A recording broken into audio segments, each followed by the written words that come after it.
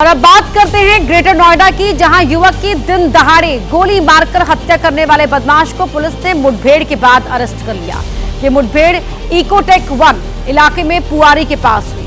आरोपी ने मंगलवार सुबह अपने साथियों के साथ मिलकर गांव के युवक की दिन दहाड़े अंधाधुंध गोली मारकर हत्या कर दी थी।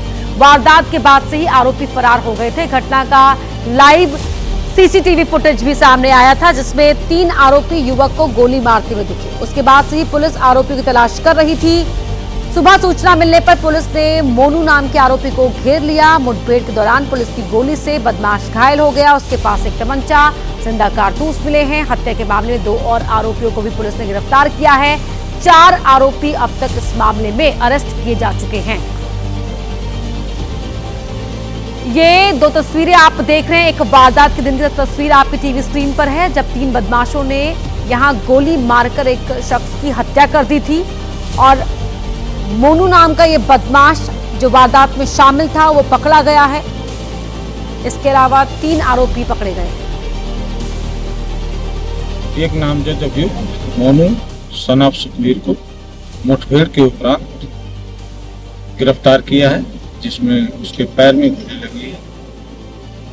उसके पास से एक अदद तमंचा, 2 जिंदा कारतूस, 1 हुक्का कारतूस बरामद किए गए। इसके साथ ही टीमों ने 2 अन्य अभियुक्तों को भी, जो इस घटना में शामिल थे और नामजद है, गिरफ्तार किया है।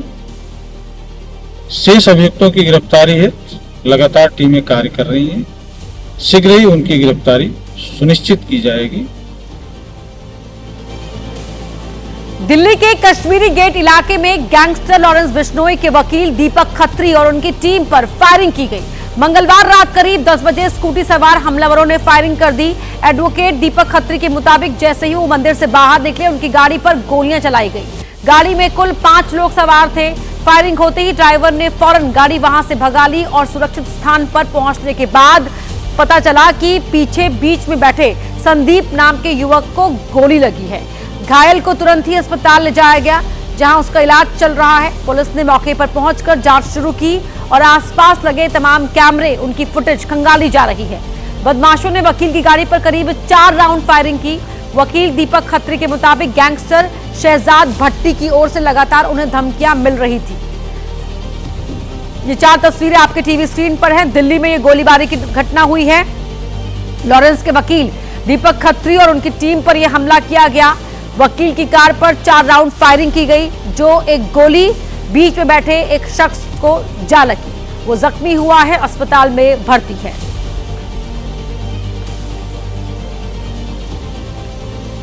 क्या हुआ था इंसिडेंट के बारे में बताइए। अचानक से हुआ, क्या कोई पीछा कर रहा था पहले से? किसने रेकी करी होगी मुझे मालूम नहीं है पीछे से, और अचानक हमला हुआ। किसने किया ये तो पता नहीं मेरे को भी।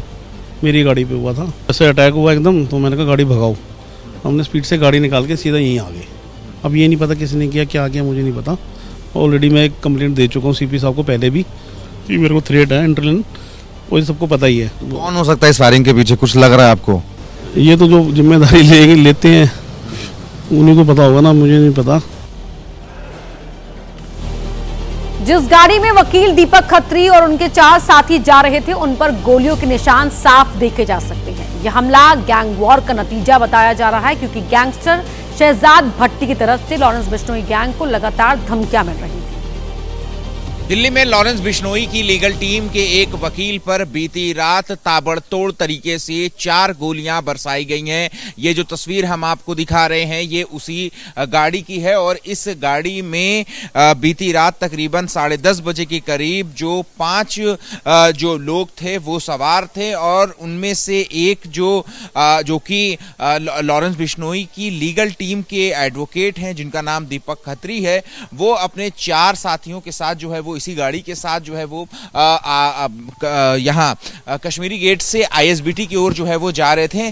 लेकिन तभी जैसे ही जो है हनुमान मंदिर के सामने से उनकी जो गाड़ी है वो वहां से निकले और अपनी गाड़ी तक गए, और गाड़ी जैसे ही निकली उसके बाद जो है स्कूटी सवार 3 शख्स जो है वो वहां पर आते हैं, और उनमें से एक जो व्यक्ति है उसके हाथ में बंदूक रहती है, और वो सीधे जो है वो इस गाड़ी के ऊपर फायर करने लगता है। और आप देख सकते हैं हैं कि जो फॉरेंसिक एनालिसिस जो है वो इस गाड़ी का किया गया है, वहां पर साफ तौर पर जो चार जो राउंड की फायरिंग के जो निशान हैं वो यहां पर गाड़ी पर जो है वो देखने को मिल रहे हैं। जो घायल व्यक्ति है संदीप, वो ड्राइवर सीट के ठीक पीछे जो है राइट साइड में यहां पर जो है वो बैठा हुआ था और जैसे ही हमलावरों ने जो है गोलियां जो है बरसानी शुरू करी इस गाड़ी के ऊपर, एक जो गोली है वो संदीप की कंधे के ऊपर जो है वो जाकर के लगी और गाड़ी में अभी भी खून के जो निशान है वो यहां पर देखने को मिल रहे हैं। जो एडवोकेट है दीपक खत्री, उसकी तरफ से पुलिस को यह रिपोर्ट किया गया है कि एक और गैंगस्टर शहजाद भट्टी की ओर से जो है वो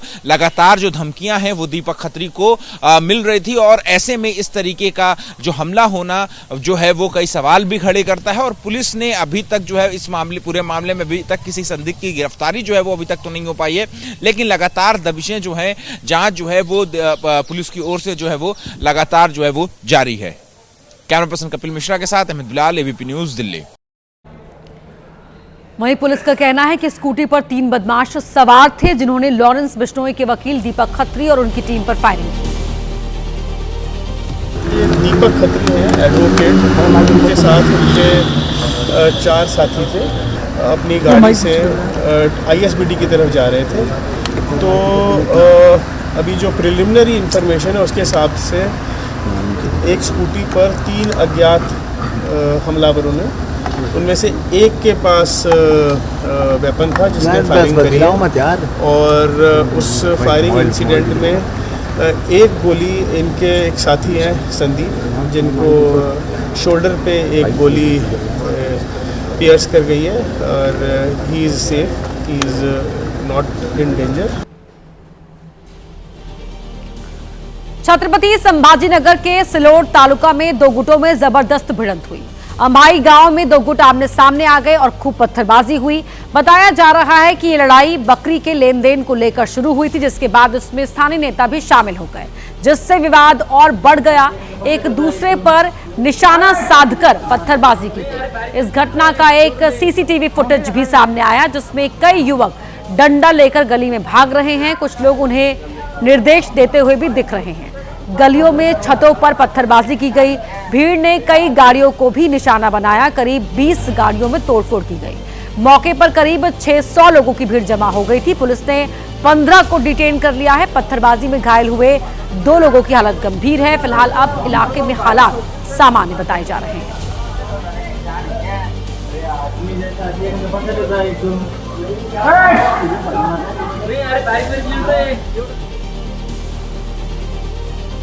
नागपुर की बात करते हैं, जहां कुछ युवकों के बीच आपसी विवाद में जमकर तोड़फोड़ हुई। युवकों ने सड़क पर खड़ी कई गाड़ियों को निशाना बनाया। ये घटना महल इलाके की है। दरअसल कुछ दिन पहले युवकों में किसी बात को लेकर खूब बहस हुई थी।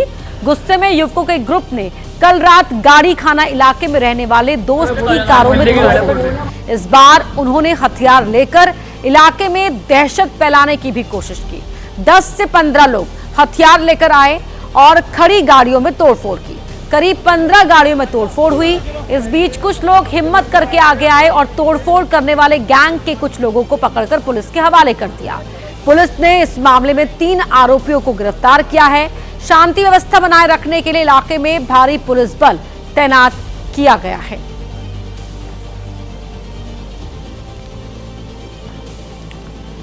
देश भर में लगातार हो रहे भयानक सड़क हादसों के बीच एक ऐसा ही मामला गोवा से भी सामने आया। यहाँ के अंजना इलाके में एक तेज रफ्तार थार ने एक कार में जोरदार टक्कर मार दी। इसके बाद वहां चीख पुकार मच गई।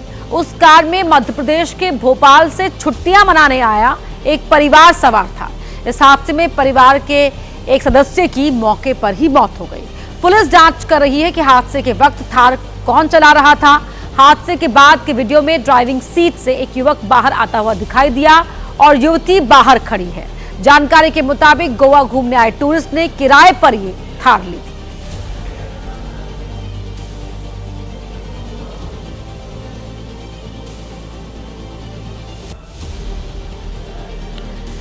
तो ये हादसा हुआ है थार चला रहे शख्स से, और थार में एक युवक और एक युवती सवार थे। वो गोवा घूमने आए थे और यहां पर ये एक और गाड़ी को इस थार ने टक्कर मार दी, जिसमें एक सदस्य की मौत हो गई है।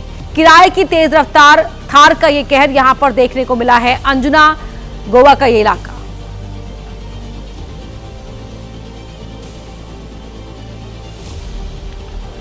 जापान के दौरे पर हैं यूपी के सीएम योगी आदित्यनाथ।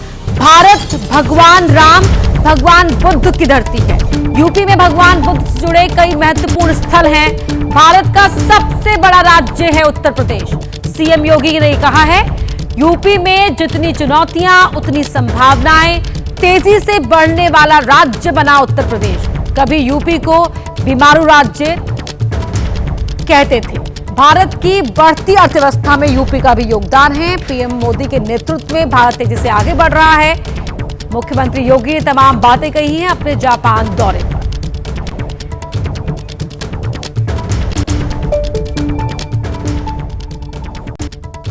भारत और जापान का संबंध,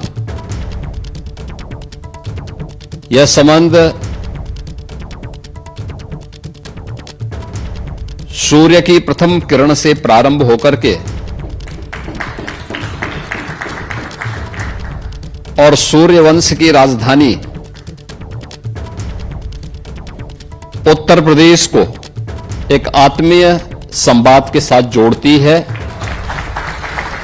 और उसी संवाद की कड़ी को आगे बढ़ाने के लिए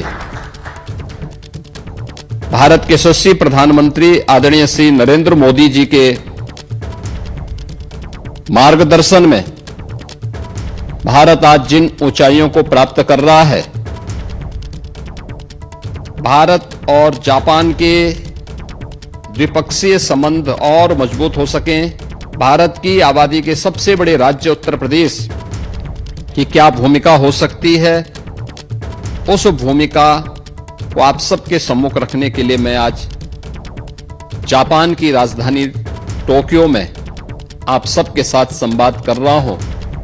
हर एक सेक्टर में, एजुकेशन में, मेडिकल हेल्थ में,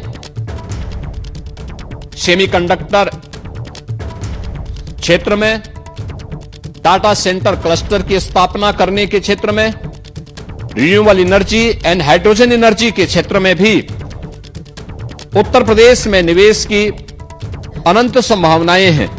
उन संभावनाओं को आपके सामने प्रस्तुत करने के लिए आज टीम यूपी आपके बीच में आई है, आपका आह्वान करती है कि आप उत्तर प्रदेश में आइए।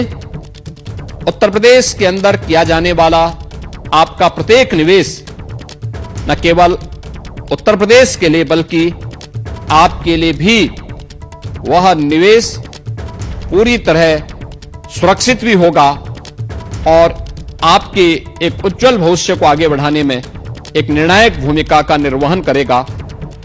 और इस वक्त की एक बड़ी खबर का रुख कर रहे हैं। भुवनेश्वर में एक सरकारी अधिकारी के घर से 4 करोड़ रुपए से अधिक का कैश मिला है।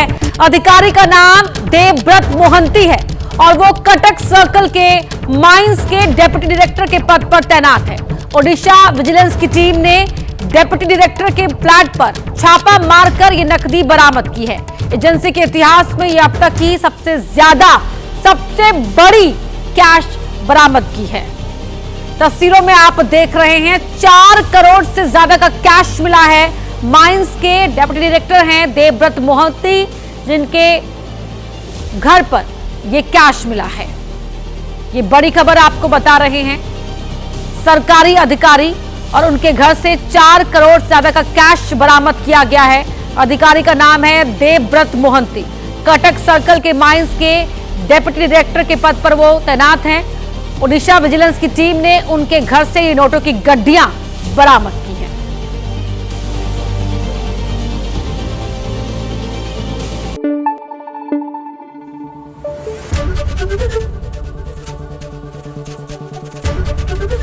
एबीपी न्यूज आपको रखे आगे।